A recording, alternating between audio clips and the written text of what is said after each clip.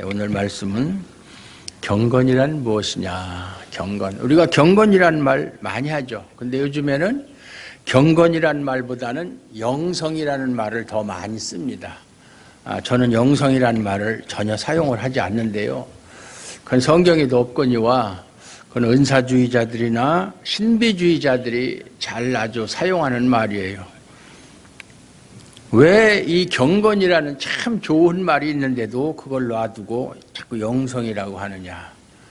이해할 수가 없어요. 그래서 영성이라는 말을 사용하는 목사님들에게 영성이라는 게 도대체가 뭐냐 이렇게 물어보면 정확하게 대답을 못해요. 왜? 성경이 없으니까.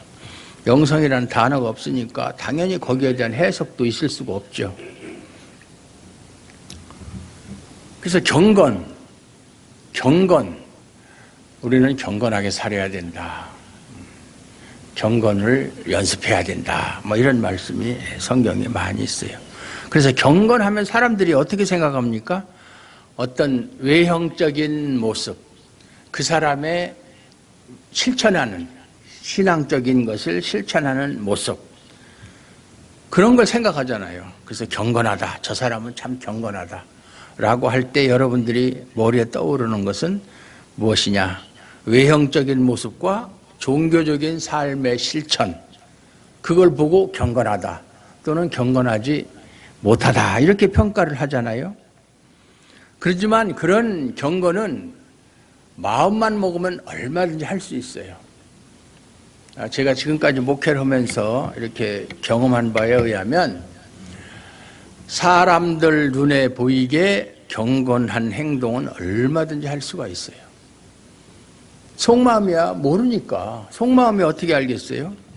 그 사람이 무슨 생각을 가지고 있는지, 무슨 마음을 먹고 있는지. 그러나 겉으로 드러나는 것은 경건하게 정말로 말하는 것이나 행동하는 것이나 또 교회를 위해서 봉사하는 것이나 이런 것이 정말 남들보다 더 부지런하고 열심으로 하는 사람들, 아주 누가 보면 정말 사랑이 철철 흘러 넘치는 것 같은 그런 모습들, 그런 것을 보고 경건하다.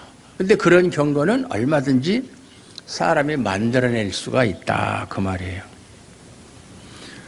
만약에 그것이 경건이라면 그건 뭐 우리 교회 아니라도 기독교가 아닌 다른 종교에도 얼마든지 많이 있고, 오히려 저 산속에 있는 중들이, 스님들이, 스님이 아니라 스가 더 경건해요.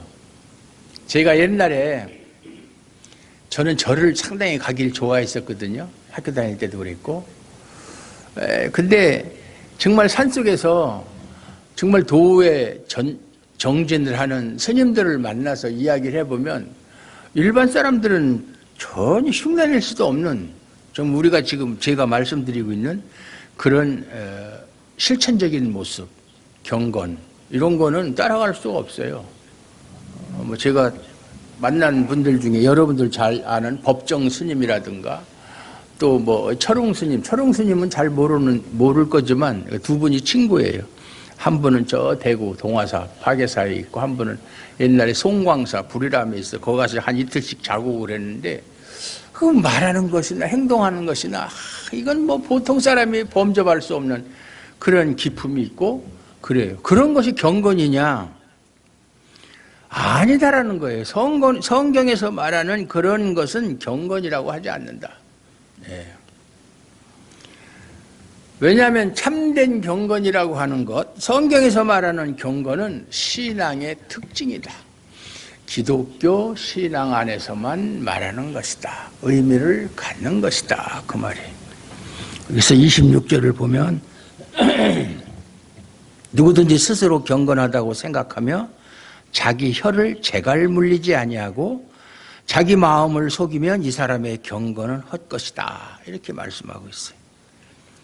우리가 잘 아는 바리새인, 예수님 당시에 예수님과 가장 논쟁을 많이 했던 바리새인, 예수님을 그냥 막 어떻게 하면 쓰러뜨릴까, 어떻게 하면 트집을 잡을까, 어떻게 하면 예수님을 잡아 죽일까, 이렇게 그 사람들이 그게 아주 그냥 사명인 것처럼, 그런 사람들, 또 그 사두개파에 속한 제사장들, 그 사람들 눈에는 예수님은 눈의 가시였었거든요. 그런데 오히려 그 사람들은 자신들이 누구보다도 경건하다고 생각했어요. 율법을 실천하는 것에 있어서는 누구보다 애를 썼던 사람들이고 그들의 삶 역시 일회에 2번씩 금식하고 우리가 성경에 나오잖아요. 자기가 자랑하잖아요. 저는 일회에 2번씩 금식합니다. 11조 생활을 철저하게 합니다. 얼마나 11조 생활을 철저하게 하든지 자기 텃밭에 나는 채소 한 포기에 11조도 빠뜨리지 않고 하는 사람들. 예? 정말 대단한 사람들이에요.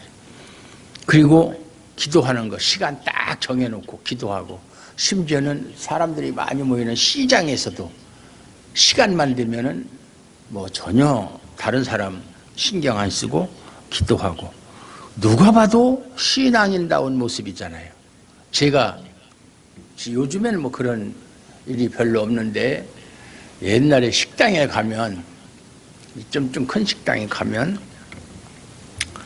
그 남자 하나에 그 여자분들이 한 대여섯 이렇게 모여서 식사할 때 보면 딱 눈치 딱 보면 알죠. 아, 저분은 목사님이고 여자분들은 집사님이나 권사님이구나. 그러면 식사하기 전에 목사님이 기도를 해요. 그러면 좀 적게 자기들끼리만 알아듣게 그렇게 하면 되는데 그걸 그냥 거기 있는 사람들 다 알아들을 수 있을 정도로 큰 소리로. 저는 어제 성도님들 집에 가서 식사 대접을 받으면 기도해 주십시오. 기도 안 해요. 기도를 뭘 합니까 그걸. 그건 외식이에요. 저는 그렇게 생각해요.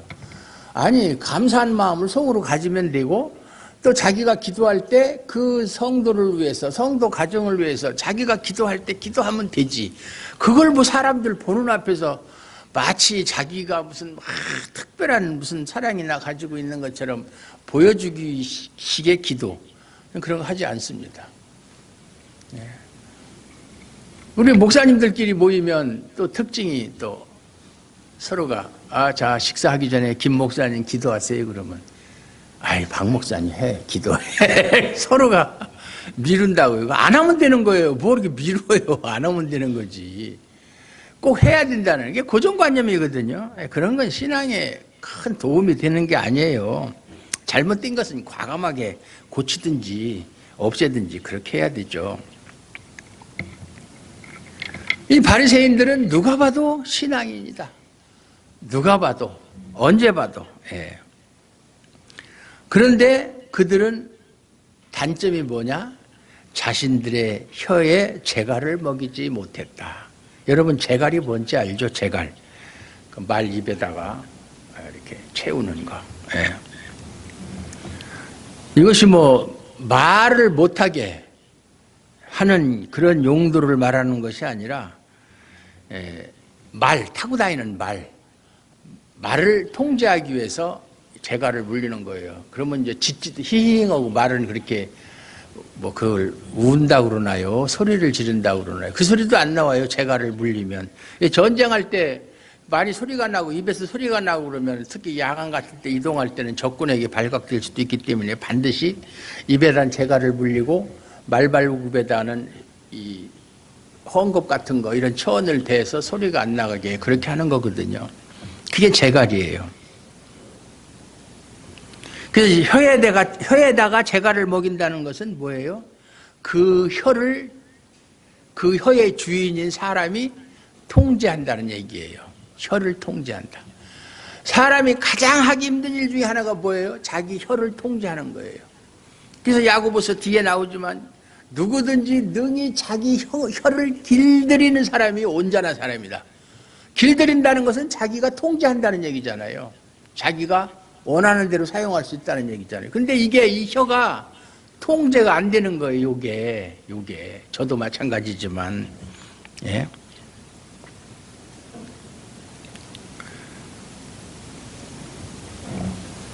그런데 그 혀를 재갈 먹이지 않았다.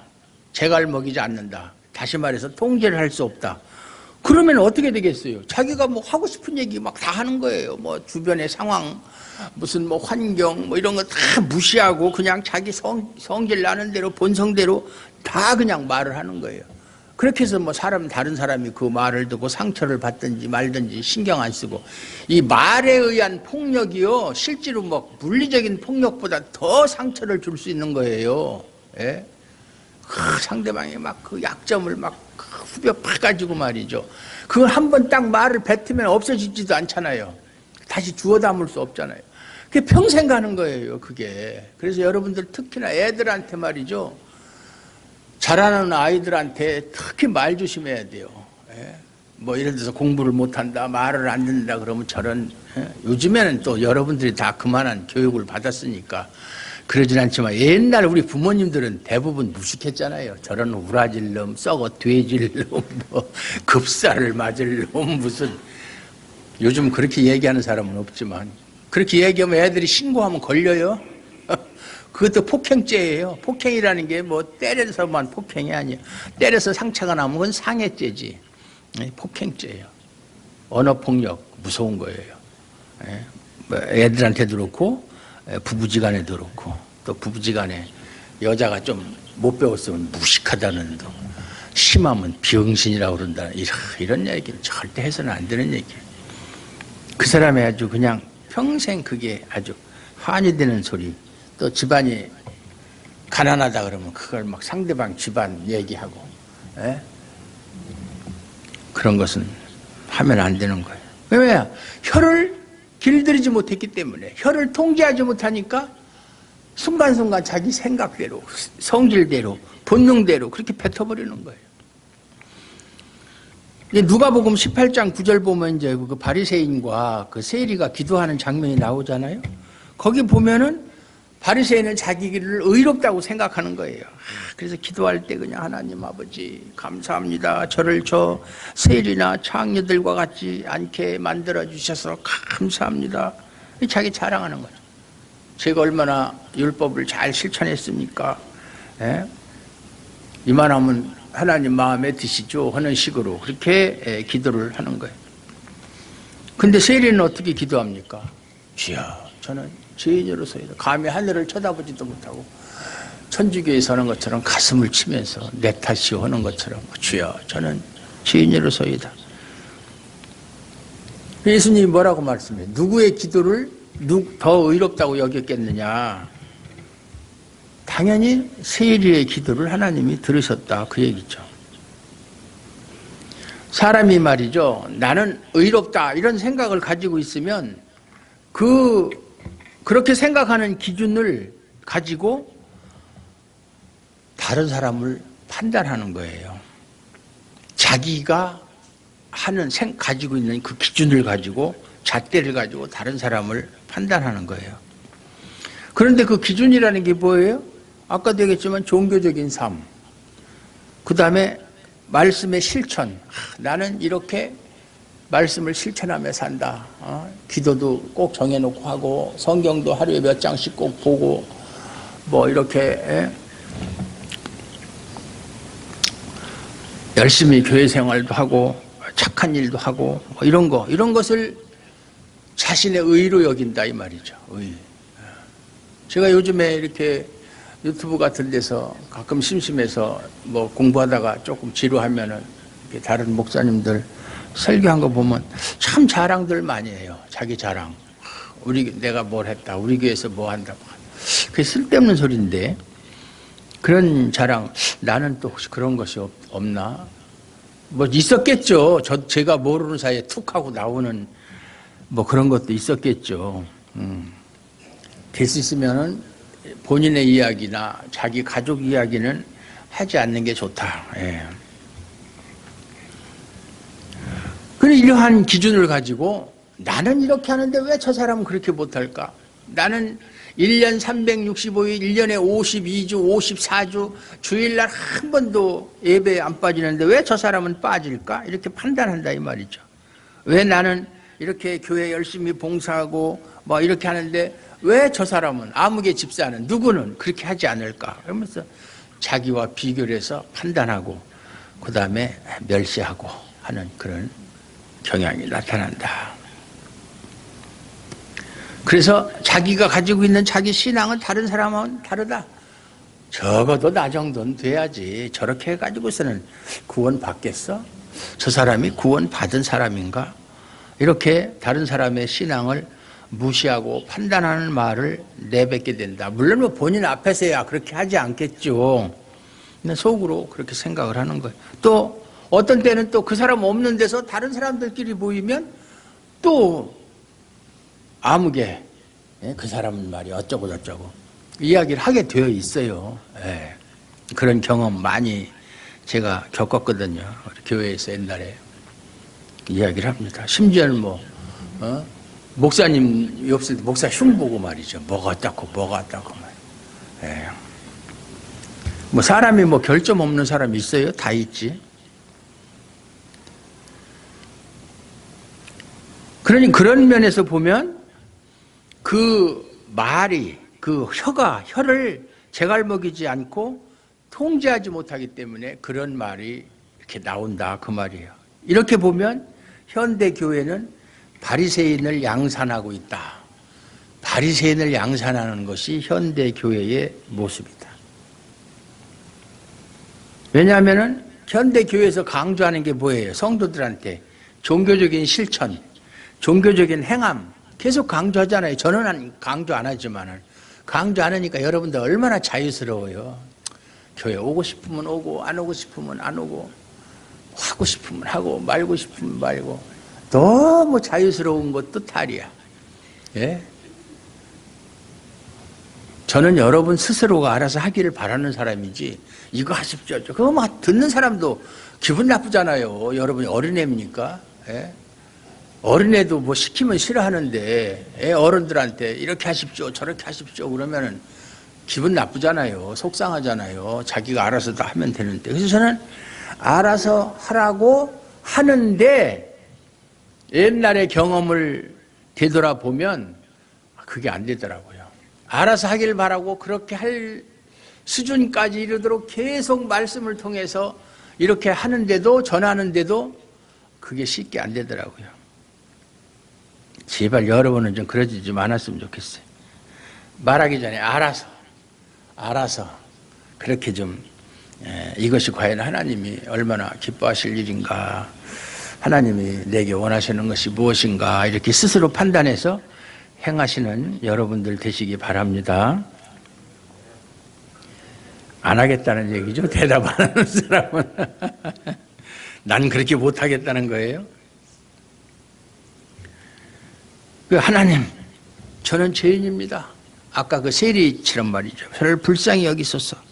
이렇게 외치는 세리 같은 모습은 사라지고 그저 자기 의의를 자랑하는 바리새인만 가득한 것이 현대교회의 모습이다. 예, 다 자기가 잘났어요. 다 자기보다 못해요. 자기가 최고 잘났어요. 신앙생활도 자기가 제일 잘하고. 그러니까 막 목사님이 설교하면 그거 가지고 막 또 분석하고 또 비평하고 막. 제가 옛날부터 목회하면서요, 제가 뭐라고 그럴까? 신념이라고 그럴까요? 아니, 신념? 규칙? 뭐 이런 거라고 그럴까요? 우리 성도들한테 다른 건 다 비난해도 좋다. 저에 대해서, 뭐 도덕성에 대해서, 뭐 윤리적인 면에서, 아니면 아까 얘기했지만 말의 실수라든가 어떤 행동 이런 건 얼마든지 비난하고 질책하면 내가 그걸 다 고맙게 받아들이겠다. 단 설교 가지고 얘기하지 마. 설교 가지고. 여러분이 내가 하는 설교를 듣고 설교를 비평하려면 나보다 성경을 더 많이 알거나 신학적인 지식이 뛰어나거나 하지 않으면 절대로 하지 말아라. 그게 제 기준이에요. 그리고 예배에 관한 거에 대해서는 이러쿵저러쿵 말하지 말아라. 목사님, 요새 날씨 더운데 뭐 다음 주에 뭐 시죠, 뭐 몇 시에 예배 드리죠. 그런 소리 하지 말아라. 그건 목사만이 결정할 수 있는 것이지 여러분들이 결정할 수 있는 것이 아니다. 그건 고유 권한이다. 목사의. 절대로 그런 소리는 하지 말아라. 이 두 가지는 제가 지금까지 지켜왔어요. 근데 우리 조아름교회 성도들은 뭐 제 설교 가지고 뭐 어쩌고 저쩌고 얘기한다는 소리는 아직 못 들었어요. 하기만 해봐 그냥.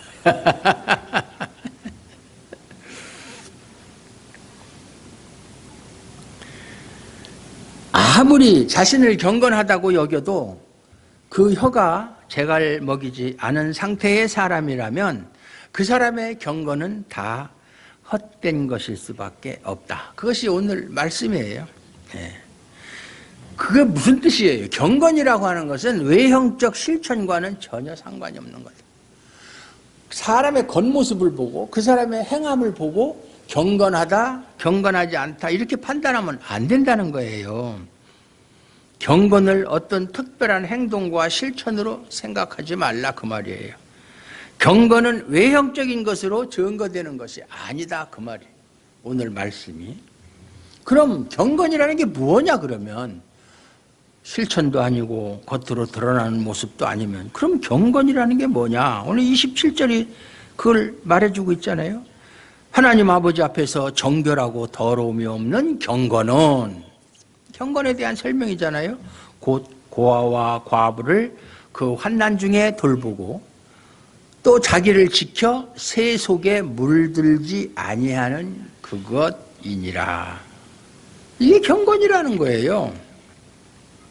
그러면 이 말대로 하면 고아와 과부를 돌아보고 도와주면 그것이 참된 경건이라는 얘기예요. 오늘 말씀이 그렇잖아요. 하나님 아버지 앞에서 정결하고 더러움이 없는 경건은 뭐냐? 곧 바로 이것이다. 어떤 것이냐? 고아와 과부를 그 환난 중에, 이거 환난이라고 읽으면 안 돼요. 환난이라고 읽어야 돼요. 뒤에 난이 아니고 리을로 되어 있으면 환난 이렇게 읽어야 되지만 뒤에 니은이면 환난 이렇게 읽어야 되는 거예요. 별걸 다 가르쳐줘. 돌보는 것, 그것이 경건이다. 그러면 우리가 여러분들이 뭐 고아 옆에 여러분들 주변에 고아가 있고 과부가 있으면 그 고아와 과부를 돌아보고 도와주면 그것이 참된 경건. 결국 구제하는 것이 참된 경건이라는 이야기냐? 그 뜻이 아니다 이 말이에요. 그 뜻이 아니다. 왜냐하면 이 말씀, 야고보가 이 말씀을 기록할 당시 이스라엘은 어떤 사회예요? 농경 사회잖아요. 농사 짓는 사람들. 물론 구약 시대에는 목축업을 하는 사람들이지만 이제 가나안 땅에 와서는 농사 짓는 사람으로 생활의 양식이 이제 바뀐 거잖아요. 그러면 농사 짓는 사람한테 제일 필요한 게 뭐예요? 꼭 있어야 되는 게 뭐죠? 예? 예? 비? 아유, 그 기본적인 거, 농사 짓는 사람한테 제일 필요한 거. 땅이죠, 땅. 땅이 없으면 농사를 질 수가 없잖아요. 땅이 있어야 가지도 따다가 나 목사님 갖다 주고, 예? 옛날에 상추도 따다가, 요새는 그것도 없어. 농사를 안 지니까. 땅이 없으니까. 강경희 집사님은 땅이 있으니까. 기대 많이 할게요. 예. 그 당시엔 땅이 있어야 살 수가 있어요, 땅. 그런데 고아와 과부는 땅이 없는 사람이에요. 땅이 없어요. 고아와 과부는 땅이 없어요.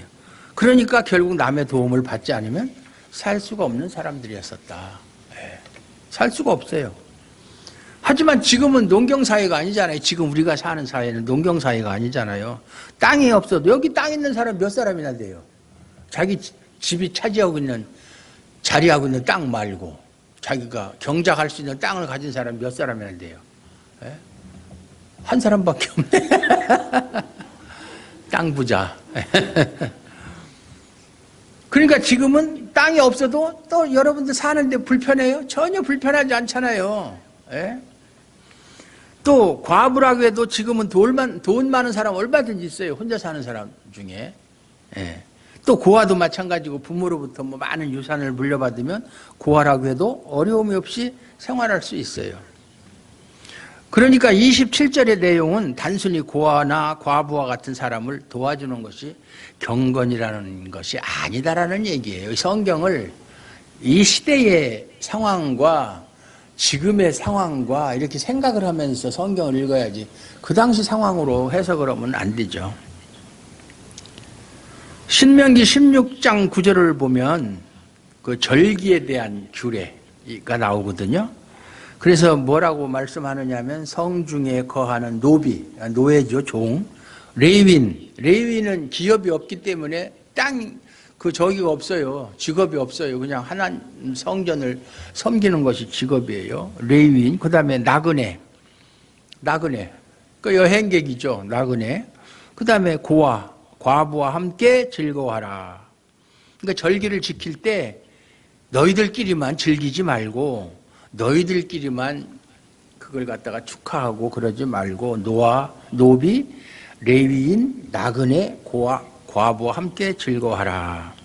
그래서 이제 맥주절이나 추수절을 지킬 때 첫 열매를 하나님께 바치게 되어 있는데 그것은 무슨 의미냐면 이스라엘이 땅을 얻은 것은 하나님의 은혜라는 것을 잊지 않기 위해서 절기를 지키고 그날 마음껏 먹고 마시고 즐긴 거예요. 그럴 때에 너희들만 그러지 말고 주변에 있는 노비나 레위인이나 나그네나 고아와 과부와 함께 즐겨라 그 말이에요. 그 열매라는 거는 땅이 없으면 얻을 수가 없잖아요. 따라서 이스라엘이 열매를 얻었다. 그래서 그 열매 얻은 것에 대해서 감사한다. 그것은 그들에게 땅이 있다는 얘기고 그 땅은 그럼 어떻게 해서 그들이 갖게 되었느냐?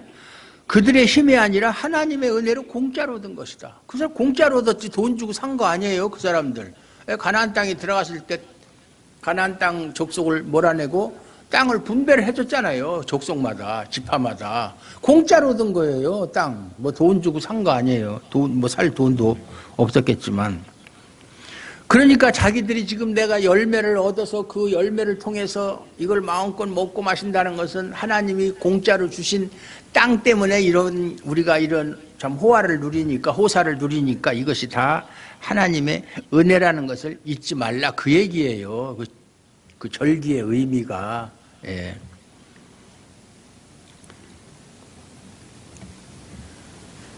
옛날에 출애굽기에 보면 이 사람들이 애굽에서 종살이 했었잖아요. 그때 이 사람들이 뭐 땅이 있었나요? 노비가 무슨 땅이 있어요. 애굽의 종으로 살았던 것이 이스라엘의 과거예요. 자기 조상들이 그렇게 살았어요. 그러니까 고아와 과부를 돌아보라는 것은 이스라엘이 너희들도 옛날에는 다 너희 조상들 종살이 하던 사람들이야. 응?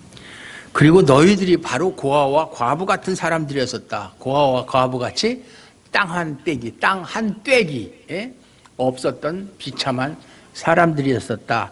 그걸 잊지 말라 그 말이에요. 개구리가 올챙이적 생각 못한다고 그러지 말고 옛날을 회상해서 옛날에 너희가 어떠한 상태였었고 지금 너희가 이렇게 사는 것이 누구 덕이냐 하나님의 은혜다. 그거 잊지 말라 그 말이에요. 쉽게 얘기하면. 예. 한마디로 말해서 나는 하나님의 나를 불쌍히 여기는 은혜로 살아가고 있는 존재라는 것을 그걸 잊지 않는 것이 이스라엘다운 모습. 그것이 우리 신자의 모습이어야 된다. 이렇게 사는 것이 경건이다 그 말이에요. 경건이라는 게 뭐 겉으로 드러나는 어떤 행동을 하고 뭐 남을 구제하고 뭐 어쩌고 저쩌고 그런 것이 아니라 그런 마음 하나님의 은혜가 아니면 날 살 수 없는 존재다. 하나님의 은혜로 나는 산다. 매 순간마다 하나님의 은혜가 아니면 나는 한순간도 살 수 없는 존재다. 불쌍한 존재다. 라는 것을 깨닫는 것이 경건이다. 그 말이에요. 예. 돈 없고 힘없는 사람을 불쌍히 여기는 것이 경건이 아니라 내가 그들과 다를 바 없는 불쌍한 존재. 그걸 깨닫는 것이 경건이다. 그럴 때 힘없는 약자들을 불쌍한 마음으로 도와주는 것이 아니라 불쌍하니까 도와주는 것이 아니라 나도 저 사람들과 똑같이 불쌍한 존재라는 것을 알고 하나님께 받은 바 은혜를 나누어 주는 것이다 그 말이에요. 그러니까 불쌍해. 아유 저 사람들 참 불쌍하다. 그렇게 해서 단순히 도와주는 것으로 그치는 것이 아니라 나도 저 사람과 똑같이 불쌍한 존재인데 내가 하나님의 은혜로 지금 이렇게 산다. 그 하나님께 받은 바 은혜를 나누어 주는 것이 구제하는 것이다 그 말이에요. 단순히 그냥 적선하는 게 아니라 도와주는 사람 많잖아요. 뭐 예를 들어서 뭐 산불이 나서 많은 사람들이 재산을 잃고 막 그러면 막 기업에서도 개인적으로도 많이 성금을 보내고 또 홍수가 나서 이렇게 그렇게 피해를 본 사람들한테 돈도 많이 보내고 그런 것은 경건이라고 하는 게 아니다 그 말이에요. 구제는 될 수 있어도 그 사람들이 뭐 하나님의 은혜를 입은 것을 감사해서 은혜를 함께 나누는 마음에서 그렇게 하는 건 아니잖아요. 단순히 안 됐으니까 불쌍하니까 도와주는 거잖아요. 그리고 바리새인처럼 외형적인 것을 기준으로 해서 타인을 자신보다 못하다고 생각하면서 비교하고 차별하는 말은 나오지 않는다. 왜? 저 사람과 나와 다를 바 없는 불쌍한 존재다. 노숙자를 보면서 저 사람이 지금 참 노숙자 생활을 하지만 나도 사실상 저런 형편이 안 돼서 그런 거예요. 나도 노숙자 못지않게 하나님이 보실 땐 불쌍한 사람이다. 그저 탤런트 최수종이도 옛날에 노숙자 생활했었다고 그러더라고요. 노숙자 출신이래요. 근데 지금은 뭐 인류 스타가 돼가지고 뭐 지금은 조금 한물 가긴 했지만 어쨌든 최수종이가 장로님하고 동갑이에요. 나이가. 누가 더 젊어 보일까?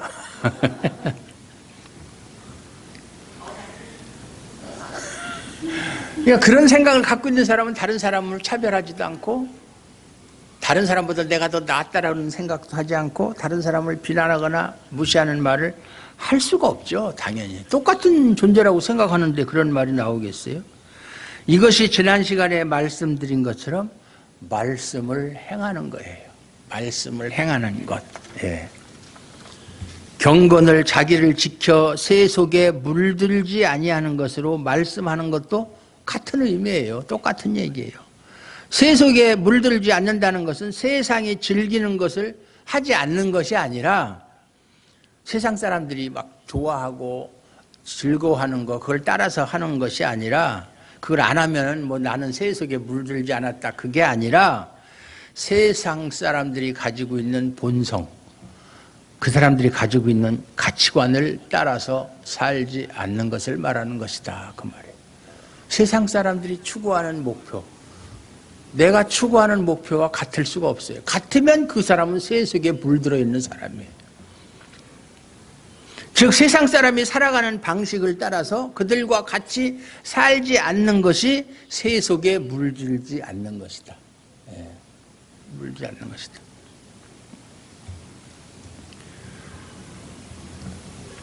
제가 지난번에도 얘기했지만 어떤 목사님이 제가 만약에 큰 교회 목사님이에요. 뭐 얼마든지 그럴 만한 뭐 능력도 있고 그런 뭐 힘도 있는 그런 목사님인데 제가 만약에 베인지를 타고 다음 주일날 교회를 오면은 아마 그 다음 주 되면 우리 교회의 성도들 3분의 1은 그 다음부터 교회 안 나올 거요. 무슨 목사님이 고급 승용차 베인지 같은 거 뭐 베인지도 뭐 종류가 여러 가지가 있으니까 뭐 몇 천만 원짜리부터 10억짜리까지 있으니까 뭐 어떤 건지는 모르겠지만 하여튼 비싼 거 몇 억짜리 적어도 그냥 몇 억짜리 그러면은 우리 목사 타락했다 이렇게 생각하고 교회 안 나오는 사람이 3분의 1은 될 것이다 그런 얘기를 하더라고요. 그러면서 그렇게 아니에요? 그래도 계속 나올 거예요? 그럼 사야 되겠네. 물론 뭐 농담으로 하는 얘기겠지만 목사는 그러면 안 된다라는 이야기를 하고 싶어서 하는 얘기겠지만 제가 듣기에는 좀 불편하더라. 물론 뭐 얼마든지 교회의 재정으로 비싼 차를 사줄 수도 있지만 나는 목사니까 고급 차를 승용차를 타면 안 되기 때문에 그걸 참는 것이 아니라 아예 그런 생각이 들지 않아야 되는 거예요. 참는 것하고 아예 그런 생각조차 하지 않는 것하고는 다른 거잖아요. 제가 언젠가도 외화를 들어서 설명을 했죠. 한국에 기업하는 사장님이 스위스인가 어디 여행을 갔대요. 여행을 가서 이제 거기 가서 현지인하고 같이 전철을 타는데 우리나라처럼 표 사는 데도 없고 표 이렇게 개찰 이렇게 들어갈 때 뭐 그러는 것도 없이 그냥 들어갔다 마음대로 나오고 그러더라는 거예요. 그래서 들어가면서 암만 찾아도 없고 그러는데 그 사람 따라서 가면서 이랬대요. 그러면 표 안 사도 되겠네? 뭐 검사하는 사람도 없고 뭐 그러니까. 그러니까 같이 간 사람이, 그 사람은 현지인이죠. 그 사람이 그러더래요. 어떻게 그런 생각을 다 할 수 있느냐고. 우리나라 사람이 잘하는 농담 중에 하나가, 가게에 물건을 사러 갔어요. 물론 이제 뭐 마트 같은 데는 아니고 조그만 동네에 있는, 옛날로 말하면 구멍가게. 근데 주인이 갑자기 무슨 볼 일이 있어서 자리를 비우고 갔어요. 그럼 가면 주인이 없어. 주인이 와야 물건을 사고 돈을 치르고 갈 텐데. 조금 있다가 왔어. 그러니까 이제 동네니까 친하겠죠. 어디 갔었어? 이게 다 훔쳐가도 모르겠네. 주인이 없으면 훔쳐가 된다는 그런 생각을 가지고 있는 거예요. 잠재적으로. 그런 생각조차 하지 말아야 되는 거예요. 그런 생각이 나면 안 되는 거예요. 나면은. 그런 마음이 있는데 나는 그래도 교회 다니는 사람이니까 그러면 안 되죠. 참는 게 아니라 아예 그런 생각조차 들지 않아야 되는 것이 정상인 거예요. 예? 예수님이 그랬잖아요. 여자를 보고 마음의 음욕을 품는 자마다 이미 마음에 간음을 했다. 내가 하면 안 되지, 참아야지. 그게 아니라 내가 그래도 교회 다니는 사람인데 내가 그러면 되겠어. 그게 아니라 그런 생각이 들질 않아야 된다. 그거예요. 그렇게 할 수 있는 사람이 있어요? 왜 웃어요? 찔려요? 예. 노래방 안 가고 뭐 세상 사람들이 하는 것처럼 뭐 그렇게 놀고 뭐 그러는 것이 경건이 되는 것이 아니라 세상처럼, 세상 사람들은 힘으로 여기는 게 뭐예요? 돈이잖아요. 돈 있으면 뭐든지 다 할 수 있다는 그런 생각, 그 소위 말해서 황금만능주의, 그런 사고방식에 물들지 않는 것이 자기를 지키는 것이다. 그 말이에요. 예. 세상처럼 살려고 하지 말고 세상에 지지 않으려고 하지도 말라는 것이다. 이 말이야. 예? 내가 왜 세상 사람한테 지어야 되나. 옛날에 제가 처음에 교회 나갔을 때만 해도 예수 믿는 사람은 세상 사람보다 잘 살아야 됩니다. 그래야 하나님께 영광이 됩니다. 예수 믿는 사람이 가난하면 하나님께 영광, 이런 말도 안 되는 소리 많이 들었거든요. 그게 진짜 얼마나 우스운 얘기예요. 그러니까 세상 사람한테 난 절대로 질 수가 없다. 이런 생각도 하지 말라는 거예요. 세상 사람한테 지지 않으려고 하는 것이 그 자신이 세속에 물들어 있다는 증거예요. 경쟁하려고. 세상 사람하고 왜 경쟁합니까? 경쟁할 일이 없어요. 이미 경쟁하고 있다는 얘기는 자기도 세상 사람과 똑같다는 얘기예요. 세속에 물들어 있다는 얘기예요. 결국 그들을 이기기 위해서 어떻게 합니까? 하나님께 기도할 거예요. 하나님, 저 이기게 해주세요. 저 하나님 모르는 사람한테야 제가 지고 살면 되겠습니까? 보란 듯이 내가 이기고 그래야 하나님께 영광이, 이런 기도한다. 이건 그런 기도 백날 해봐야 하나님이 들어주지도 않는 기도. 예. 이것이 곧 자신이 하나님 앞에서 불쌍한 존재임을 잊고 살아가는 것이다. 자기 자신이 정말 하나님의 도우심이 없이는 단 한순간도 살 수 없는 존재, 불쌍한 존재라는 것을 알면 그런 기도는 하지 않죠. 누구에게 이기기 위해서. 그러니까 그렇게 기도하는 사람은 나는 불쌍한 존재가 아니고 나는 다른 사람보다 가치 있는 존재가 되고 싶어하는 그런 마음이 있기 때문에 그러는 거예요.